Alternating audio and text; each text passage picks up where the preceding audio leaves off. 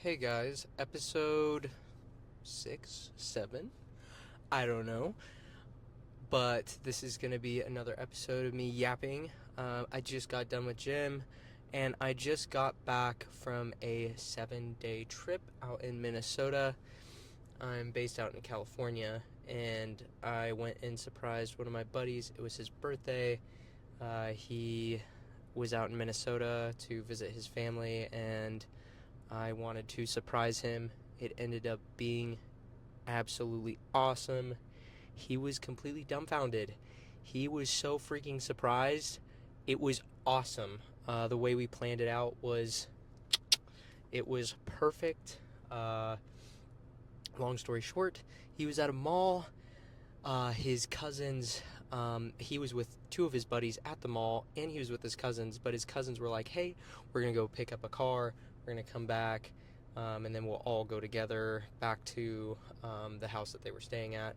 Little did Austin know they were actually picking me up, and so they pick me up. We go back to the mall, and we're on one of the parking, there was like a parking garage, and we're on, like, I think it was like level 5, and they were going up the elevator to level 5 where they were. I hid behind the like concrete pillar, and my buddy's like walking. I can hear his voice, and then like right as he's at the pillar, I like hop out, and he's like, "You're not supposed to be here." He was like literally dumbfounded. It was so good. I got him so good. Um, the best thing ever. It ended up being like the best trip of all time. Like, I had so much fun. Um, his family is so amazing, is so cool, so kind. Yeah, I can't say enough good things about them. And two, I had so much fun. Live music, fair, like where we were at, there's this like little event called Lake City Days. I think that's what it's called. I could be wrong. But anyways, it was a ton of fun. Absolute blast. Yeah, epic, epic trip. But now we're back. And by the way, though, I took that whole week off of gym. I don't know if I talked about it in my last video, but yeah, I took the whole week off. I have not taken, a significant amount of time off of gym in quite a while. I'm not sure how long I've consistently been doing it, but uh, year plus, probably more. I haven't been keeping track. I just stay consistent, and yep, happened to take some time off. I think for me, I was just like, hey, we're taking this week off. Obviously, I stayed active. I did cardio, did around like 200 push-ups a day, along with some pull-ups and air squats. So I was staying active, but not going to the gym or any of that. And then two, diet-wise, definitely was way more lax. My goal was to just get in my protein intake, so around 200 grams at least. Like, I wanted to at least get 200 grams of protein in a day, which I think I had like one day where I was maybe a little bit low, but still like upper like 180 to 175, probably around there. I think I had one day where I was a little low, but other than that, I think I hit that 200 gram protein mark on the daily, which was really, really good. But yeah, had a ton of fun. I think it's good. I think for me, I just really wanted to be present, and I didn't want to have to, oh, I need to go to the gym, I need to do that, I need to do this. Like, it was just kind of, I really wanted to be, like, not have that be a pressure at all. And it ended up being so much fun, so good for me, so good for my little mental health, and yeah, an absolute blast. But now we're back in the gym, and I'm filming, and yeah, ready to get back into it, ready to get back into the grind. I think it'll be nice because I just have to remember to film after the gym. I think that's my only dilemma that I ran into the past couple times. Like, before I went on vacation, I missed a couple of times, like, where I could have filmed. But now I'm like, okay, like I'm gonna bring all my mic and everything in my bag, and then just film after. So that'll be good. Um, but today we hit shoulders. It was it honestly felt amazing. My strength's still up. If anything, I felt a bit stronger today. I think just, good rest. Well, actually, not very good rest because we were up like constantly. I did drink, so yeah, not optimal, but it's like I wanted to have fun. But yeah, felt really, really good today. We hit, yeah, I think I just said it, but we hit shoulders. So went in there, started with a warm up, warmed up the shoulders, got the rotator cuffs all lubed up, all greased up, hit the Zerks on the rotator cuffs, and then did some shoulder, like some dumbbell flies, hitting that medial delt. I feel like mid delt and rear delt are like the main things to hit on shoulders. Front delt, meh. I mean, if it's really, really lacking, maybe, but for the most part, you're going to hit it like with your incline bench or bench in general. You are going to get your front delt, a lot of front delt activation. I noticed that a lot of old school bodybuilders, they do a lot of front delt work, but I honestly, and to even new school, I do still see a lot of like front raises. I personally am under the belief that it is to facilitate more of a pump in the shoulders, to kind of help promote blood flow into the shoulders. I think for me, especially in my warm up, I will do side lateral raises, kind of on a tilted, like I'll tilt like this. That way, when I'm tilted like this, I get a stretch, so I'm still stretched. I'm still like activating that medial delt, and then I'll come up, and then you're getting that stretch at the bottom. I'm not holding it up, so like when I'm at the bottom here, I have there's no tension on that muscle. There's no tension on my medial delt. Whereas when I'm here, I still have a bit of tension on my medial delt.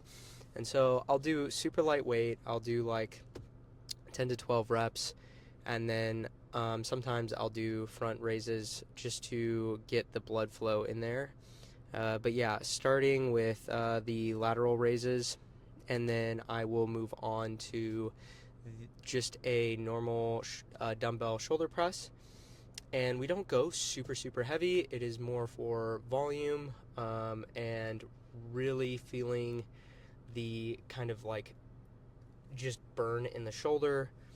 That is working my front delt, but that is my main, like my only like front delt work for the workout is that dumbbell shoulder press. And then after that, pretty self-explanatory, just full range of motion, deep stretch at the bottom, and then at the top, almost pause and like feel your front delt squeezed at the top of the motion, keeping everything tucked and tight, and making sure that you are not straining your shoulders or rotator cuffs, etc. Being very careful, proper form, don't overdo it. I know for a lot of people the setup on the like dumbbell shoulder press can be a little bit difficult. For me personally, like if I were to give advice, keep everything tight, get those shoulder blades like almost locked in, come down, and then swing up, almost rest the dumbbell onto the shoulder so you're not like constantly balancing it. Get that other one up, keep everything tight, and then boom, push up, and that's your first rep, and then super slow on the descent, explode up, etc. So shoulder press, sick, very simple. My only front delt work that I do during the workout. Then we go to, and this is new for shoulders, but I do rear delt, like single arm rear delt flies. So I kind of am leaning over on like either a bench, the dumbbell rack, whatever it may be, and I'll grab a dumbbell and almost do a fly motion, but instead of out, it's more in and hitting my rear delt here. And honestly, I get such good activation. I know some people, it's kind of difficult to get that activation, but I get such a good activation of my rear delt.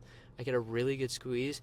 And then at the bottom, I also get a stretch. I think for me, when I'm doing the pec deck rear delt, kind of the rear delt pec deck deal, I don't get as much stretch at the, like, the bottom of the movement. I get a really good squeeze. So when I'm here, I get a really good squeeze. But when I'm here, like, it's just like dead. Like, all of a sudden, there's zero, like, no resistance on the muscle or anything. I don't really get any stretch. I kind of have to contort my body a little bit to even get a little bit of stretch. And then there's one guy that recommended, like, kind of sitting on the side, and, like, so right how I'm sitting. So imagine the bar's here, and so you're holding here, and then you come over here, and so you're getting a pretty good stretch on the rear delt there. But it's just so complicated, or not complicated. I feel the stretch, but it's just kind of like, it doesn't feel as good for me. I don't know. It doesn't feel that great. So I really like just the kind of, it's almost like a bent over row, but with the rear delt, and it's a fly. So I prefer that personally. I get a way better squeeze, a way better stretch, and so I'll do that, and then I go over to the pec deck fly, and I go a lot lighter, way higher reps. And dude, like, I know for some people, even getting a rear delt pump is like fucking impossible. For me today, I got a sick rear delt pump. Like, my rear delts were fucking pumped. Never does that, like, I get a full shoulder pump, like, my shoulders are pumped, but never do I get a really, like, direct rear delt pump. I've gotten it a few times, but, like, today it was significant. Like, I had a significant rear delt pump, which was fucking sick.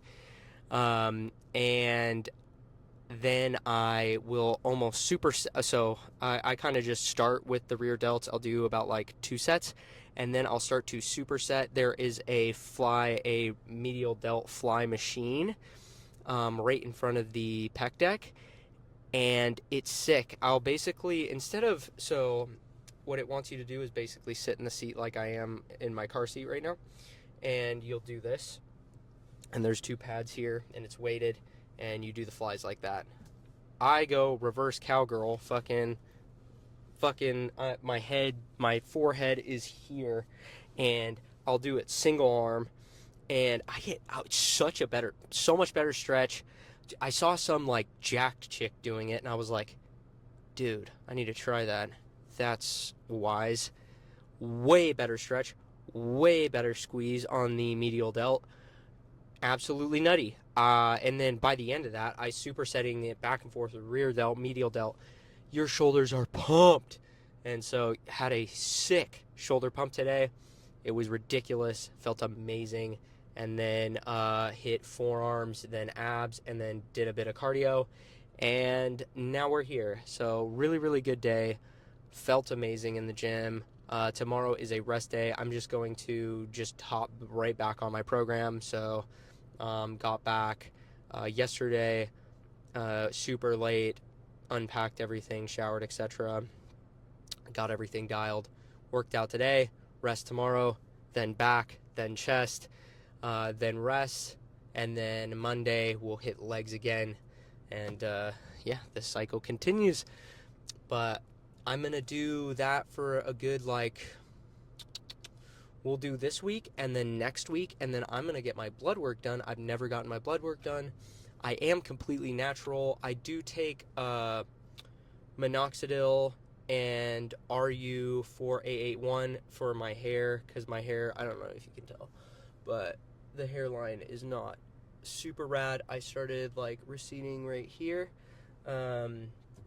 Definitely helped me. I've personally not experienced any negative side effects from that. Oh my god, I totally forgot. So it's a minoxidil finasteride combination, but it's all topical. I do not take finasteride orally, because finasteride orally is just, it can, I think, very much so, I feel like your chance of getting the side effects are a lot higher. which is basically like erectile dysfunction is a big one.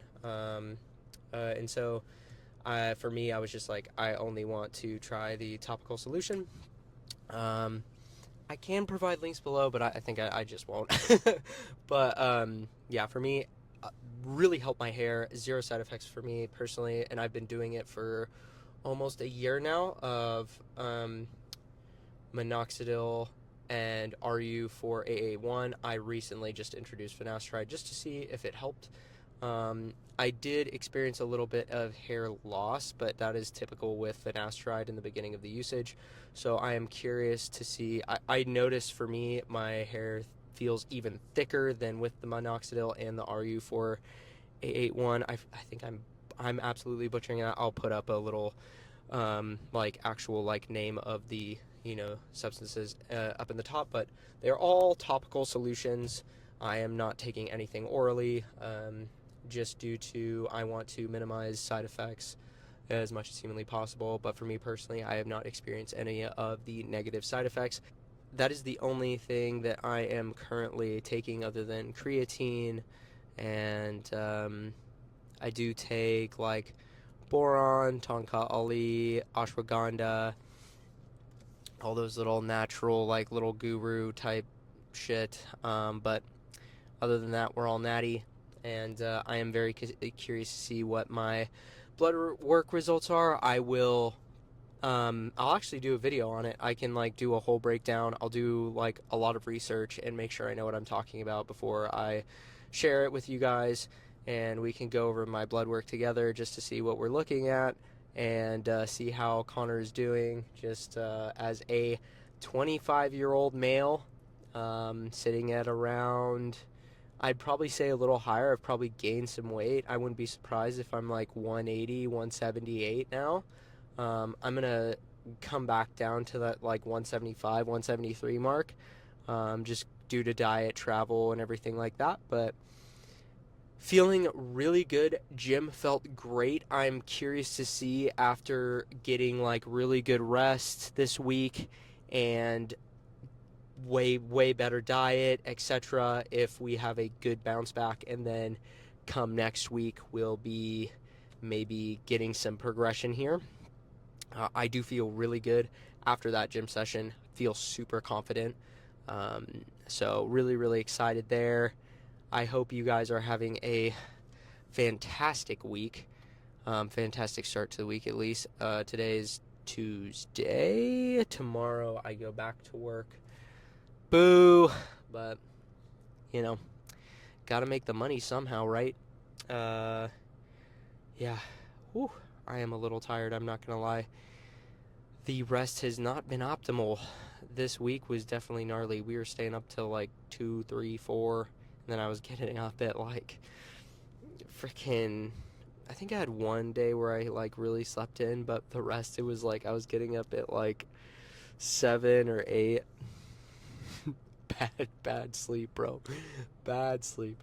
But it's okay. We're a little young, so we tanked it for sure. And two, I was taking my supplements the whole time as well, so keeping up on my like creatine and like all my other supplements. I didn't stop taking anything. What else? As well as hydration, I tried to stay as hydrated as possible. Okay, this is one thing I will link or like shout out. Either pink Himalayan salt or Celtic sea salt. Like, if you're drinking or like if you know you're gonna go on like a night out and you know you're gonna be drinking, before and after. So before, take like 3 pinches of the pink Himalayan salt or Celtic salt and dump them on the tongue. Drink like 10 to 20 sips of water, or like 2-3 glasses of water, and then go out, drink whatever. Hopefully you're drinking a little bit of water in between, but if not, drink. Then when you get back home, do another 3 or 4, depending on how much you drink. Like I'd go 3 to 4 like another pinches of the pink Himalayan salt or Celtic salt, and then drink another like 3 or 4 glasses of water, guarantee you'll tank the hangover, bro. Nothing. Invincible. I wasn't hungover the whole week. Not once, bro. I was invincible. It was sick. The salt and then like, yeah, proper hydration, bro. You'll never be hungover ever. I promise you. If you just do that, like if you keep up on hydration, and then another thing too, like drink the same fucking thing. Like for me, I would just drink straight tequila or straight vodka, and you can't go fucking wrong. Like, and two, it's like that's what you're trying to get the buzz, or like you're trying to get drunk, right? Why why would you just make it way more complicated than it needs to be? Like, bro, just get the job done. I even had wine, which wine is notorious, like for me personally, like I get hungover for days off wine slash champagne, them fucking bubbles. But the freaking salt method, it works. It works. I'm telling you, do it. Do it, do it, do it, do it, do it. It will make you invincible. I promise you. I like literally, you'll survive. Just stay hydrated. And then too, if you know you're gonna be drinking, just hydrate. Hydrate the day before. It's fucking hot out. Like it's summer right now, dude. In Reading, bro. I'm not sure what today's gonna be. I know this week it's gonna like. At one point, it was saying it was gonna be 123 degrees. Um, but I think it dropped down to like 118, which like, oh wow, 118, that's freezing. Holy shit. 118 fucking degrees, that's nuts. So being hydrated is huge. I personally have a gallon. Where the fuck did it go? Oh, it's under my backpack. I thought mini panic attack. I thought I lost my bottle. But I personally have a whole gallon jug, and it's nice because I'm like, oh, I had my gallon today, and I'll usually drink like close to like 2-ish gallons of water a day, and bro, you feel so much better. I feel like my sleep's been better. Everything, like, dude, the hydration comes in clutch. It's slept on times a million. Promise you, you're not hydrating enough. And then if you have someone telling you, you drink too much water. I've had so many people be like, you drink too much water, Connor.